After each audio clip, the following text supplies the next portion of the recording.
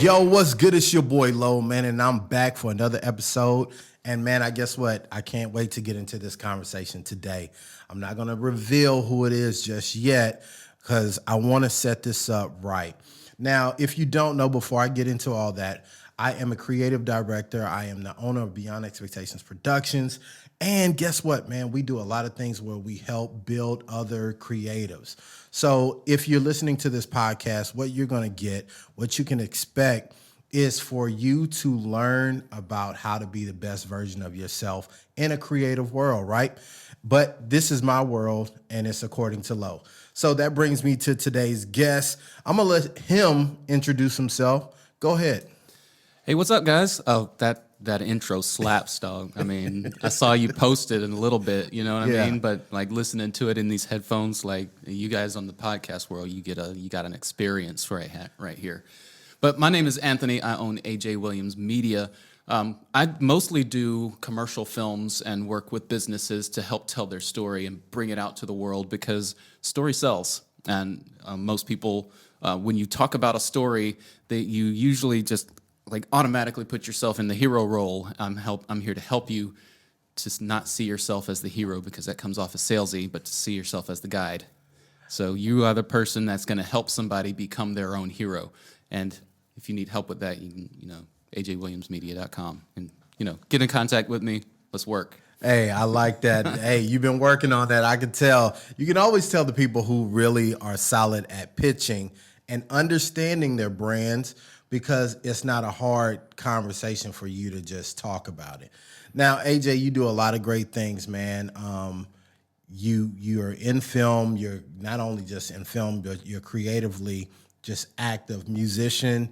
I know I'm giving away all your talents, but you do a number of things well. But specifically, you've been giving your time and effort to a passion project that you are currently about to, it's out. Is it out now? Just put it out. I mean, we were setting up in this room, and I went to my YouTube app and went release, like just now. So whenever this is released, it's already going to be out for as long as it took to edit this. So. Hey, well, that's the beauty of technology. Speaking of that, like how, and we'll get on this and get off. How has the technology growth over the last 2 years really affected you? Because now you're posting, you can do a lot of things on the fly. What's your take on the last couple years in technology growth? I've got two takes. One, it's awesome. It brings access to everybody. Number two, it sucks because everybody is a competitor.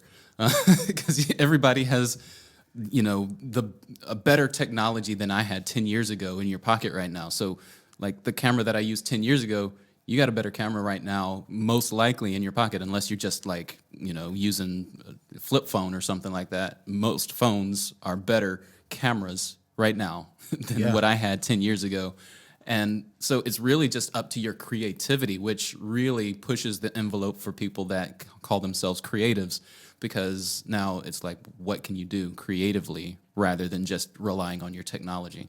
Now, I heard someone recently describe it as there was a reason Crayola only started kids out with 8 colors. And as you advance, they would give you the 16, 24, 64, because they wanted you to understand that with more tools, you would get more opportunities to really just either know what your purpose to do, or you would really jack up your coloring experience. Mm-hmm. I feel like that's kind of the case with the tools we have today. The smartphones, I shoot majority of my content on my phone, but it also, I think it cripples a lot of new creatives because they don't put in the thought that goes into what is this video really about? Mm-hmm. Am I chasing TikToks? Am I chasing the trends? Not really understanding the craft. How does the foundation, in your opinion, really make the difference between someone that's temporarily working and someone who has a long-term career in film production? Man, that's a deep question because there's a lot that you can do that really looks cool that won't sell a product. You can make this really cool video and do all the cool transitions and all the hype music and all that, but you put it out and people are like, cool video, awesome, and then they don't do anything with it. So really, like, to answer your question kind of in a roundabout way, it's like you have to define success. If you wanted a cool video that, you know, wins an award, and that's what you defined as success, then, you know, a video that doesn't sell the product as well as something else that could is still a success. But if you want something that is going to sell the product, that video might not win an award, but you're going to sell your product and make some money. So it's really all about defining your result. And I know I'm going a little bit businessy in the creative question, but that's, to me, that's what it is. You have to define what success looks like to you.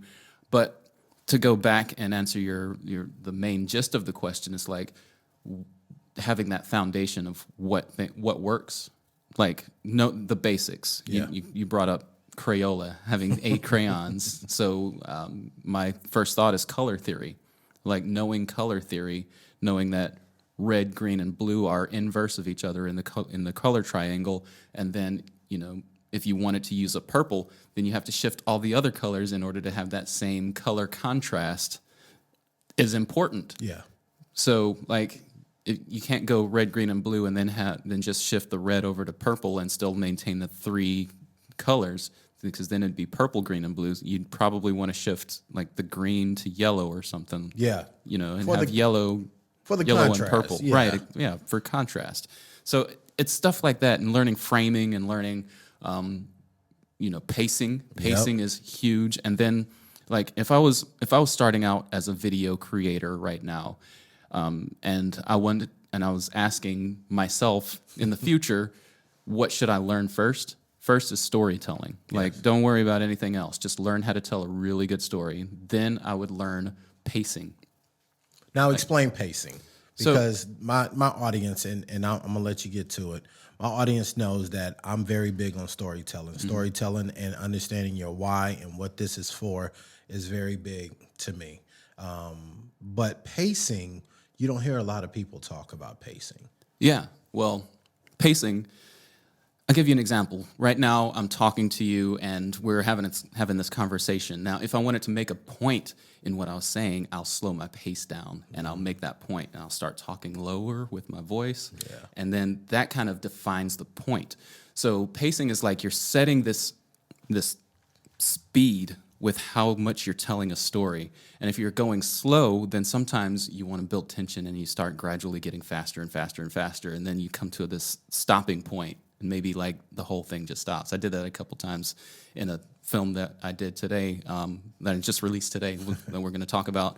But if you start your pace out fast, then to draw attention to it, you need to bring it back slower. And drop your pace, that kind of thing. But it's also it's not just the speed of how you talk. It's also like how many cuts do you do in 1 minute of film. It's also how many times somebody else speaks in a conversation. It's how fast are you going to put up words on the screen? Are you putting up the words to let the viewer read it, or is it just to say, you know, this is what it is, and if you want to read it, you can pause the video. You know what I mean? Yeah. And here's why I think it's important that we establish this brief conversation on these elements, because you put together a very beautiful film. A lot of times people watch the end result of something and don't understand how the engine works. So storytelling, pacing, composition, color theory, all of these things that you've mentioned, I can assure everyone listening that you're going to see these elements within this film. Let's shift a little bit. Let's talk about the film. What's the name of the film? It's called Blood in the Water, The Legend of Dr. Gilbert Mason, Jr. Now, Blood in the Water sounds like it could go a number of ways. It's not about sharks. All right, I was about to say, you're not going to give us like the Jordan Peele effect, right? No. It's not about sharks. There's no tornadoes. You know what I mean? Yeah. So, Blood in the Water, you're paying honor to Dr. Gilbert Mason and the story of his journey to see. It's about Dr. Gilbert Mason. He was a literal physician here in Biloxi. He had an office downtown Biloxi that he would see patients, and most of his patients were black. Yeah. So a lot of people in the black community. What ended up happening is that he was an avid swimmer, and he liked getting in the water and going for swims and stuff. So when he came to Mississippi from somewhere up north, I don't remember exactly where it was up north, but when he came to Mississippi, there was a beach. Yeah. The Army Corps of Engineers had just built this beautiful sand beach where Highway 90 is and was, and he went there. And when he went there, it just so happened that this lady got in an accident right near the lighthouse, and when the cop finished up taking care of the accident, he went over to Dr. Gilbert Mason and said, "You can't be here." And when Dr. Gilbert Mason was like, "This is a public beach. I see trash cans. Harrison County pays for this," and started asking questions, the police officer couldn't answer him. So he ended up seeing the chief of police. The chief of police couldn't really answer him either, but he was like, "Look, the bottom line is if you come back on the beach, you're going to be in trouble. Yeah. So don't even try it." And so he staged some wade-ins on the beach. So if you want to really get into it, there were 3 different wade-ins if you count that first one. Yeah.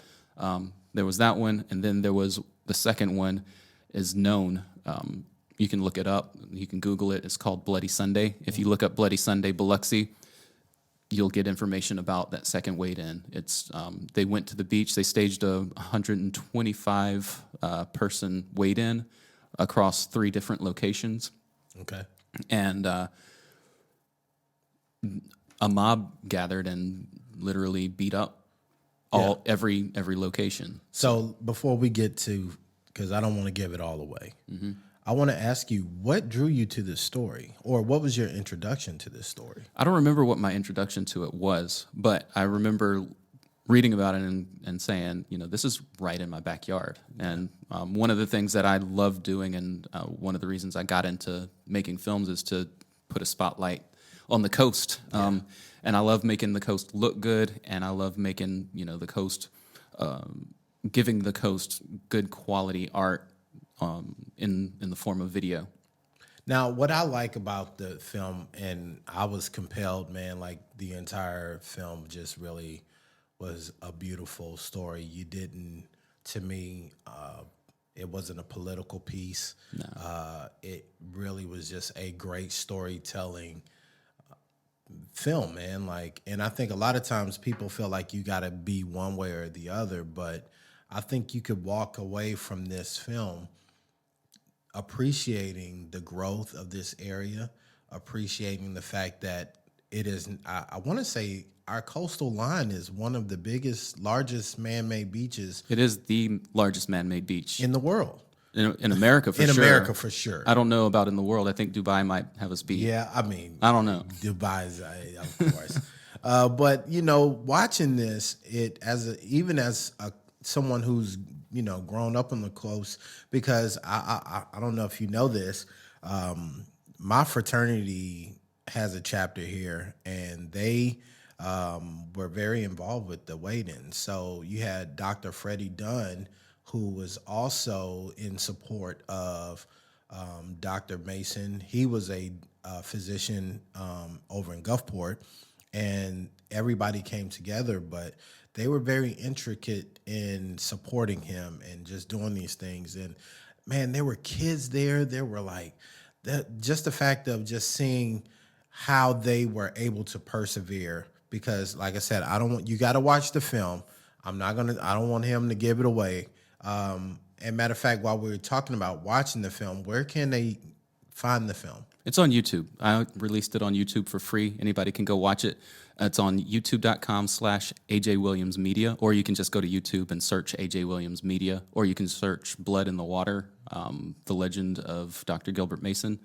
And it should pop up. I haven't done a search to see if it does yet, because I literally just posted it up before we hit record. So Now, I want to say this, since we're in the story, you know, with you doing this, are these kind of films things that you are aspiring in this stage of your career? Are you going to do more of these? Like, what is the future? What is your future ambitions with this? man, I would love to do more films like this. The only thing is, like, I did this film on a $0 budget, and it's a project that I had been doing or trying to do for about 2.5 years, since before COVID hit. And then COVID hit and just stalled everything out. And then recently I got back in contact with Angie Juzang, who really, Shout out to Angie. yeah, definitely shout out to her, because she really helped me get some guests on this story and actually do some interviews with people who were actually there and knew Dr. Mason. And like hearing it firsthand is just incredible. Hearing that the full interviews aren't in the film. just FYI, if you're looking for the full interviews, then you're gonna have to go be a premium member on my Buy Me a Coffee account. There you go. But you can do that too if you want to. But that kind of stuff is what's going to help me make more of these types of stories. So that was my next point. Someone listening on the pod that hears this story and feels compelled to donate or support, how can they do that? What ways can someone support your upcoming projects as well as this one? Yeah. So yeah, I mean, you can go to buymeacoffee/AJ Williams Media, and you'll see my profile picture, and you can literally either buy me a coffee for $5, or you can become a member. I've got 3 tiers to membership. Honestly, I just signed up for it not too long ago. So the first tier of membership is you're going to get a bunch of BTS, behind the scenes stuff of what I do. If you're interested in storytelling, like there's nothing better. And also anybody that's a member, any tier, you're going to have access to any kind of Zoom lessons that I do. So any time that I get on there, I'm going to post in the Buy Me a Coffee app that I'll be on Zoom, and I'll hand out the link, and you're just welcome to hop on. A lot of times I'll do Premiere Pro tutorials or storytelling workshops, or even client calls. I'd love to do some like mock client calls where you can I'll be the client and you can pitch me a project or something like that. But I'll post all of those to the Buy Me a Coffee, and then you can just join in. A lot of times those will be paid for anybody who's not a member on the Buy Me a Coffee, or I'm thinking about like NFTs and stuff too. Yeah. So if you don't have an NFT and you're not a member, then it'll be a paid thing that you can join in and do as well. But then that third tier, I'm actually going to open it up to stuff like the full interviews. So I did an interview with Bishop James Black, who was at both the second and the third weigh-ins, where the second one was Bloody Sunday. So and then the third one was like the historical Biloxi weighed-in, 1963, where they were actually successful in getting arrested, taking their case to court, and getting the beach overturned. Spoiler alert. Yeah. If you're not from coastal Mississippi, the beach is no longer segregated. Yeah. Trust me, we know. we film there often. Well, so you with these support, and I want everybody to understand, as we start to wrap this conversation, is that support, and I'm big on this, support goes a long way.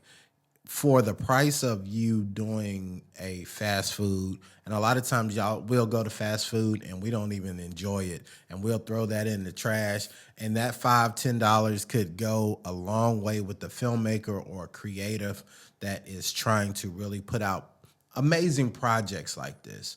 I know you said you're aspiring. We're going to help raise, I know my people out here in the loyalty crew. If you don't know what the loyalty crew is, it's simply people who are loyal to creative growth and development. They want to see their things in their lives, their ambitions, and we also just set up, tools and congregations that allow us to really just support each other. And like I said, if you aren't subscribed to AJ's YouTube, Go subscribe. He's not one of these guys that's just doing it for the fluff. He's really giving you some hardcore value of what it is to be storytelling, editing. I mean, you cover so much, lighting. Anything that you can think of that's production, he covers it. Audio, sound. He's doing reviews, real reviews too, that I enjoy all the time. So before we get out of here, I want to ask you a couple of questions, fun questions that you can ask. Hold on, before we move on to the fun questions, I do want to say one thing because through Buy Me a Coffee, the first thing that I'm going to do with it is to immerse, like Dr. James, not Dr. Bishop James Black and Clement. Mr. Clement Jimerson. Yeah, Senior. Mr. And so Bishop James Black and Clement Jimerson both were excellent interviewers, and I would love to give them something for that. So anything that comes in through Buy Me a Coffee, I'm gonna probably give them half of that, split between the two of them through the month of March now, because I was late to the game of getting the Black History thing up. Black History movie documentary. Not super late. I mean, here we are. I got it in time. February 28th. As long as we're breathing, there's time, man. To date, like we're recording this right now, it's February 28th at, let's see, what time is it? It's 8:12 p.m. And that means I got it with what, 4 hours to spare? Yeah. There you go. We got in. As long as you get in before the door closes, is good. So y'all definitely, we're going to support that. I know my listeners are going to get in on that, man. So it's a great project. Now, before I get out of here, I know everybody wants to know some fun things about you. What was the last movie you watched? Wow. I don't know. Let me see. Probably Baby Boss. Baby Boss. I got kids, man. I got kids. That's cool. But I tell you what, I'm watching Genius right now. That's awesome. Now talk about that. Where is that at? So that's on Netflix. It's the Kanye West documentary. Hey, I was about to say I wasn't sure if we were on the same page. That the way, man. I got to bring you back for another pod on that because the commitment from those guys. The commitment on the one filmmaker that quit his comedy career to pursue this thing. I mean, Coochie. Yeah, man. Shout out to hey, Coochie. If you haven't checked out Genius with Kanye West, trust me, you got to do it. That's all I'm going to say about that. I do want to say one thing about that because it goes back to my point on the essentials. Yeah. What he didn't know anything about filmmaking when he took this project up. All he did was document. Yeah. And he was like, I'll figure everything else out later. And he did it. He did. I mean, he might not even be the best storyteller, but he found a crew with a good storyteller in it to help him form his story. He's got a good crew on editing. Like if you read the credits at the end, it's not just Coochie. Like he's the director of photography. Matter of fact, they say it in the documentary. I think it's like episode 1 or 2. It might be 2, where he says, Kanye always has someone with the camera with him. Mm-hmm. So Coochie was smart enough to know this is bigger than me. Let me have people that even around me that really know the business of filmmaking. Even with the way they connected with MTV to shoot Through the Wire video. Oh, yeah. After hours. I was like, oh, yeah, man. But I think that contributes to the fact of, I always say this, ABD, always be documenting. Mm-hmm. A lot of times people look at me like, oh, man, you're always taking pictures. You're always videoing. But then you get a moment, and then that becomes a moment that has a tie into the future, and you never really know. So I'm big on that. I'm glad you're watching that. I know I'm enjoying it. I definitely suggest everybody pull up and check that out. It's so good. Like I don't care if you like Kanye, if you think he's a lunatic, or you think he is a genius. Yeah. I mean, it's just a good story to watch. Yeah. I mean, it's the rise of him, but like I think it's probably going to get into some of the fall as well. It hasn't got there yet. No spoilers. No spoilers. No spoilers here. So. But it goes to show why they say, pride cometh before destruction. Like you can see the change starting to take place in his ego, in the humility of, I got to prove myself. And I'm not going to go into it. I'll have you back for another pod on that. It's a discussion for another day. It is. It is. I would also say, what do you do to decompress and to meditate? How is your self-care? It's hit and miss, honestly. Like, I'll go through phases of hustle, and then I'll go through phases of rest. So for me, I'm on a phase of hustle right now because I'm on a project. I'm actually on three pretty big projects right now. So in this phase, I'm on a phase of hustle. When I get finished, I'll be on a phase of rest. And my phases of rest might look like 2 work days sometimes. You know what I mean? And I'm just taking it and resting at home with my family, or even I'll go into the office and just watch YouTube videos and that kind of thing. So that's kind of what my rest looks like. Sometimes my rest actually looks more like getting on the road and running 5 miles. Okay. You know, that to me is soothing. Whenever I'm in shape, I got to get back in shape. Man, the cold weather kind of deters you from getting out and running, same. man. Same. Yeah. I actually put my bike up on a trainer indoors because of the weather this year, and I hate riding indoors. I hear hate that. being stationary and going because it's like I'm sweating for no reason. Hey, I understand, man. Now, this is the part where you get to have the floor, man. And whatever you would like to leave the listeners with, I'm going to leave that right here for you. Well, I mean,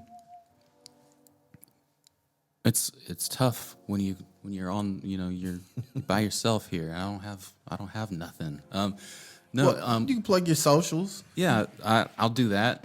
But man, like if you're getting into storytelling, if you're getting into filmmaking, what I would say is like just do it. Just tell your story, make something, use your instincts, and put it out to the world. Let them see. Give yourself some social proof and some things to work towards, because most of the time your instincts are mostly right.